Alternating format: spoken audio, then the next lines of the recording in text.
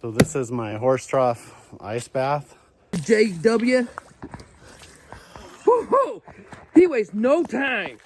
He jumped right in there. Tell me what it felt like, Jason, just jumping right in. I mean, that's crazy. Why would you do that? Man. You're like rock lobster. Hey, you guys, just getting ready to make my bed in the morning. I got a extra powerful Minky on my side because I took an ice bath last night and I couldn't get warm. The sad part is I'm not quite as tough as my friends.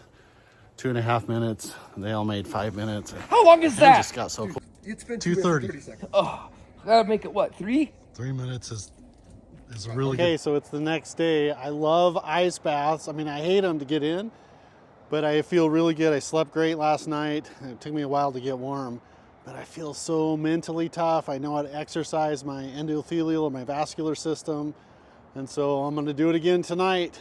I just have to do it fast. I have to get out of the room, just go jump right in, or I talk myself out of it. That's kind of what I do after work.